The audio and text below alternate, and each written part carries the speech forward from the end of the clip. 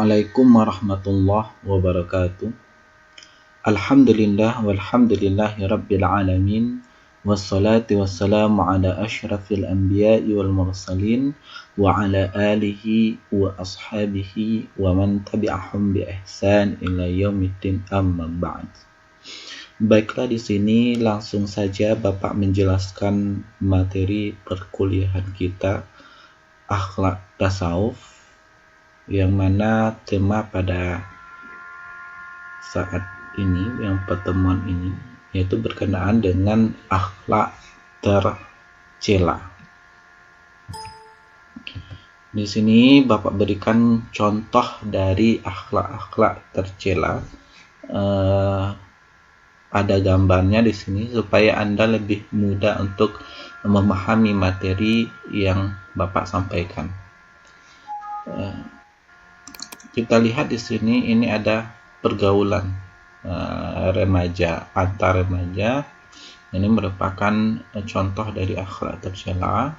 Kemudian ini ada contoh dari akhlak tercela, yaitu berupa suatu pemborosan yang dilarang itu di dalam ajaran agama Islam.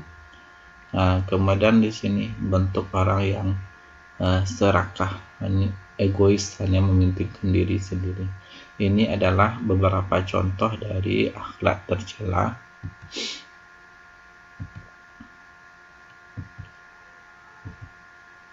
Ya, manusia itu perlu memperhatikan perangainya, akhlaknya, tingkah lakunya, moralnya, etikanya dari waktu ke waktu dalam perjalanan itu. Kehidupan manusia mengalami banyak perubahan. Nah, kita mesti harus memperhatikan. Artinya di sini harus ada introspeksi diri. Menghisap-hisap diri dari waktu ke waktu, karena dalam perjalanan kehidupan itu kita akan mengalami banyak perubahan. Dari masa kita kecil, anak-anak, kemudian merangkak dewasa, kemudian remaja, kemudian setelah itu dewasa, nanti tua nanti. Yang zaman dahulu dengan zaman sekarang, teknologi itu selalu berkembang dan lingkungan kita juga akan mengalami itu banyak perubahan. Kita menjalankan kehidupan itu dari waktu ke waktu, yang satu waktu dengan waktu yang lain, hari ini dengan hari esok dan hari selanjutnya, itu kadang banyak perubahan-perubahan yang terjadi di lingkungan sekitar kita, yang itu mesti harus kita jalankan. Kemajuan peradaban itu menimbulkan pergeseran banyak perilaku yang mempengaruhi perangai perorangan maupun itu kelompok. Termasuk di sini kemajuan dari peradaban ini adalah kemajuan iptek, ilmu pengetahuan dan teknologi, sebagaimana dicontohkan di sini. Nah, kalau kita dahulu itu hanya ada 3 kebutuhan, kebutuhan primer, sekunder, kemudian kebutuhan tersier, ditambah yang satunya lagi kebutuhan akan teknologi. Tidak bisa kita tanpa teknologi, karena di teknologi itu pada dasarnya itu diciptakan untuk memudahkan kehidupan manusia, dan dari waktu ke waktu teknologi itu selalu akan berkembang dan akan semakin maju. Yang jelas, kemajuan peradaban, salah satunya adalah kemajuan dalam hal bidang ilmu, pengetahuan dan teknologi, itu menimbulkan pergeseran banyak perilaku. Yang mempengaruhi baik itu bersifat perorangan maupun itu yang bersifat kelompok. Itu kan kita bisa melihat itu di tengah-tengah masyarakat, di tengah lingkungan kita, bahwasanya teknologi itu sangat mempengaruhi baik dari hal bekerja, baik dalam hal belajar, dalam segala sesuatu yang dilakukan manusia. Teknologi yang namanya kemajuan peradaban itu mempengaruhi kita. baik secara individu maupun keluarga atau masyarakat atau kehidupan berbangsa dan bernegara ataupun dalam kehidupan agama. Sedikit banyaknya kemajuan peradaban, kemajuan ilmu pengetahuan dan teknologi itu akan berpengaruh kepada kehidupan kita.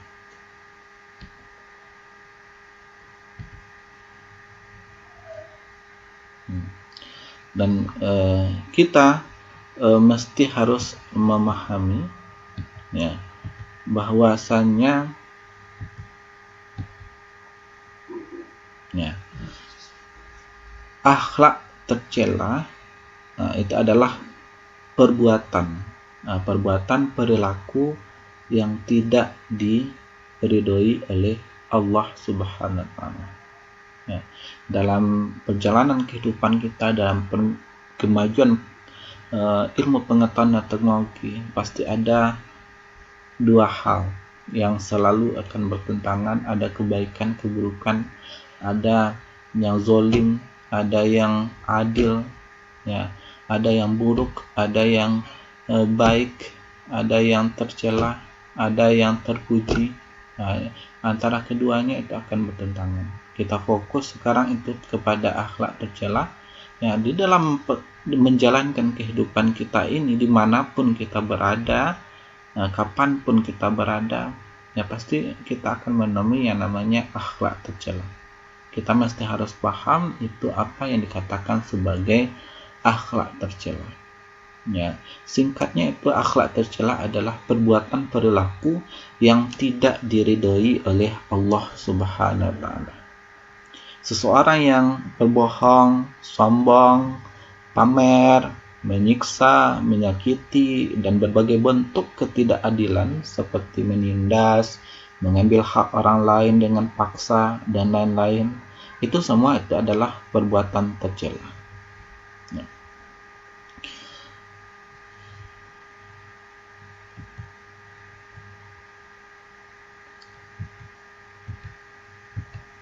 Nah, oleh karena itu, kita dalam hal ini mesti harus kembali kepada ajaran-ajaran agama Islam. Ya, akhlak tercela itu penilaiannya, penentuannya, apakah itu termasuk akhlak tercela atau tidak, tentu itu semua itu merujuk kepada Islam, Allah dan Rasulullah. Seandainya Allah dan Rasulullah itu melarang, berarti itu termasuk perbuatan tercela.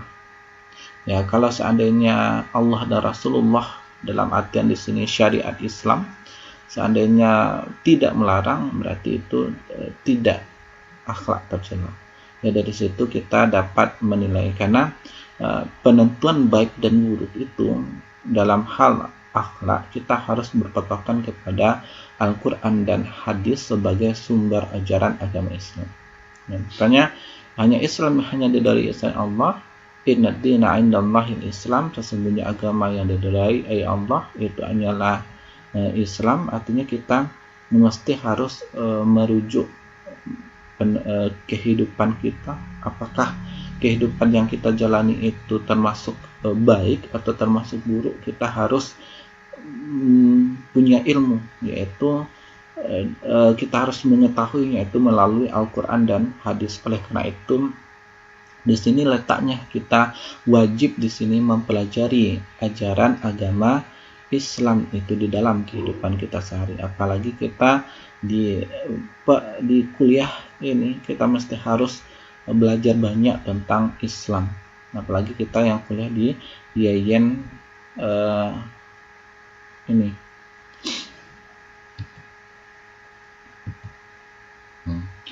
Sungguh itu moral manusia itu sudah sangat rusak akibat akhlak-akhlak tercela tersebut. Sebagaimana Bapak kan sebutkan tadi, ada berbohong, sombong, pamer, menyiksa, menyakiti, menindas, mengambil hak orang lain.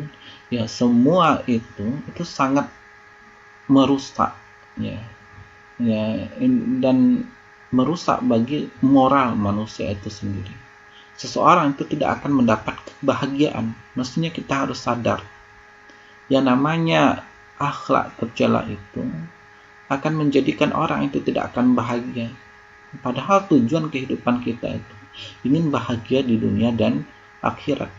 Jika ia selalu melakukan perilaku-perilaku tercela, baik ketika di dunia maupun itu di akhirat.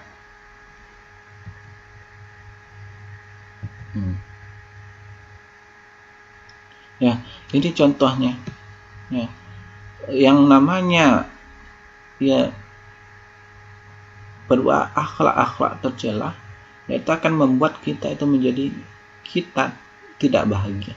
Kalau ada pertanyaan pada diri kita, kenapa saya belum merasa bahagia?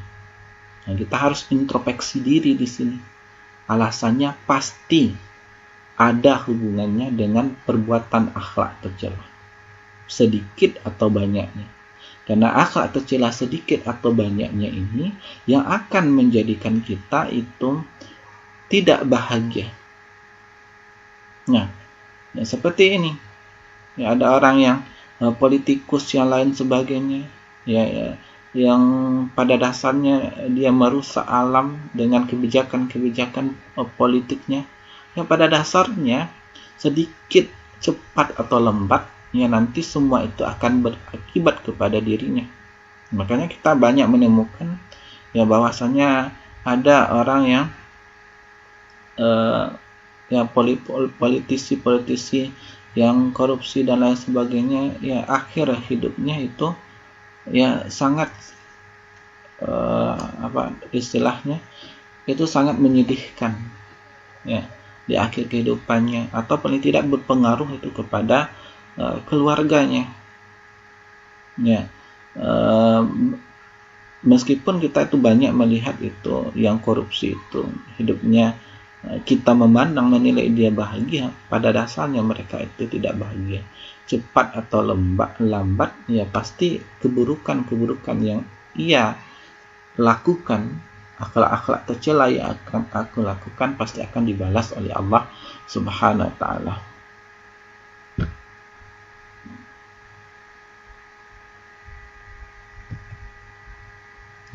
Kebahagiaan yang diperoleh itu dari perilaku tercela tersebut itu hanya bersifat sementara. Kita harus memahami ya, mungkin itu hanya sekedar pemenuhan hawa nafsu semata ya, sebab kalau hawa nafsu dipenuhi ya kita bahagia, tetapi bahagianya sementara ya, sementara dan akan mendapatkan kesedihan dan penyesalan yang tak ada hentinya. Ya, seperti orang yang maling ayam umpamanya, ya, hanya memaling ayam berapa harganya umpamanya 50.000 satu ekor umpamanya, ya, di penjara nanti itu 1 bulan. 1 bulan apakah sebanding dengan harga ayam 50 ekornya 1 bulan? Ya begitu pula orang yang mencuri, ya nanti di akhirat dipotong tangannya. Kemudian orang yang melukai hati temannya, mencaci temannya, lidahnya itu di akhirat itu akan dipotong. Itu kan tidak sebanding. Meskipun kita bahagia itu bersifat hanya sementara dan akan mendapatkan kesedihan dan penyesalan tak ada hentinya. Mestinya kita harus menyadari, kita gunakan logika kita, berpikir itu ke depan, maju, kita berpikir ke depan. Apa yang pasti ada hukum karma yang akan kita terima, ya tidak sebanding. Nah, di sisi lain itu Al-Quran juga mengemukakan dan memberi peringatan tentang akhlak-akhlak tercela yang dapat merusak iman seseorang dan pada akhirnya akan merusak dirinya serta kehidupan masyarakat. Seperti itu akhlak buruk kaum Quraisy dahulu untuk memojokkan kebenaran yang disampaikan Rasulullah, sebagaimana dilakukan oleh tokoh-tokoh Quraisy seperti Abu Jalal, Walid bin Mughirah, Akhnas bin Syarik, Aswad bin Al-Yakut, dan lain sahabatnya. Oleh karena itu, iman itu merupakan suatu pengakuan terhadap kebenaran dan itu mesti harus dipelihara serta ditingkatkan kualitasnya itu melalui sikap-sikap dan perilaku terpuji.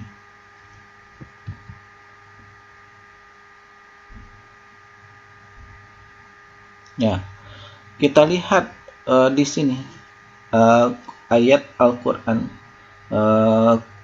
surat Asy-Syams itu ayat 9 itu sampai 10. Qad aflaha man zakkaha wa qad khaba man dasaha. Sesungguhnya beruntunglah itu orang-orang yang mensucikan dirinya, mensucikan jiwanya itu, dan sesungguhnya merugilah orang-orang yang mengotorinya. Sifat terpuji dan tercela yang tertanam itu dalam diri manusia itu selalu berdampingan dan terlihat dalam perilaku sehari-hari, dan kita juga memperhatikan dalam kehidupan kita sehari-hari. Apabila perilaku seseorang itu menampilkan kebaikan, maka terpujilah sikap orang tersebut. Sebaliknya, apabila perilaku seseorang itu menampilkan kebaikan atau kejahatan, maka tercelalah sikap orang tersebut. Sifat tercela yang sangat dilarang oleh Allah dan harus dihindari dalam pergaulan sehari-hari karena akan merugikan diri sendiri maupun orang lain. Kemudian kita lihat di sini pengertian dari akhlak mazmumah atau akhlak tercela. Akhlak perilaku tercela. Ya. Kalau definisi akhlak itu kita lihat kalau dalam menurut ilmu Imam Al-Ghazali adalah ungkapan yang tentang sikap jiwa yang menimbulkan perbuatan-perbuatan dengan mudah dan tidak memerlukan pertimbangan atau pemikiran terlebih dahulu. Kata akhlak itu berasal dari bahasa Arab yaitu khalaqa yakhluqu, artinya menciptakan. Dari akar kata ini pula ada kata makhluk yang diciptakan dan kata khaliq pencipta. Maka akhlak berarti segala sikap dan tingkah laku manusia yang datang dari pencipta Allah Subhanahu wa taala. Sedangkan moral itu berasal dari maros, bahasa Latin, dan berarti adat kebiasaan. Disinilah terlihat berbeda antara moral dengan akhlak. Moral itu berbentuk adat kebiasaan ciptaan manusia, sedangkan akhlak berbentuk aturan yang mutlak dan yang pasti datang dari Allah Subhanahu wa taala, berasal dari Al-Qur'an dan hadis. Kenyataannya setiap orang yang bermoral itu belum tentu berakhlak. Akan tetapi orang yang berakhlak itu sudah pasti bermoral. Dan Rasulullah SAW diutus untuk menyempurnakan akhlak manusia. Sebagaimana sabdanya dalam hadis dari Abu Hurairah, sesungguhnya aku diutus Allah semata-mata untuk menyempurnakan kemuliaan akhlak manusia. Innama bu'astu liutammima makarimal akhlak. Dengan demikian, akhlak perilaku tercela itu adalah semua sikap dan perbuatan yang dilarang oleh Allah Subhanahu wa taala dan Rasulullah, yang dilarang dalam syariat Islam, yang dilarang dalam Al-Qur'an dan hadis. Kita melihat apa saja yang termasuk dalam akhlak tercela, ya mari kita lihat Al-Quran dan hadis. Kalau menurut Al-Quran dan hadis itu tercela, yaitu termasuk dalam hal perilaku atau sikap yang tercela. Karena kenapa yang tercela itu dilarang oleh Allah dan Rasulnya? Karena itu akan mendatangkan suatu kemudaratan, suatu kerugian, baik itu bagi pelakunya yang melakukan kejahatan tersebut ataupun orang lain. Itu memiliki efek samping berupa kerugian dan mudarat itu bagi pelakunya atau orang lain.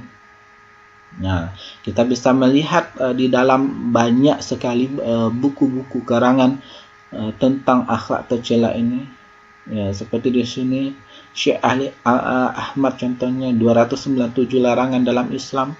Kemudian ada buku karangan dari Muhammad Bashir At-Tahlawi, ensiklopedia larangan Islam dalam syariat Islam. Ya, sangat banyak buku yang mengkhususkan tentang akhlak mazmumah ini, atau tentang segala sesuatu yang dilarang itu dalam Islam.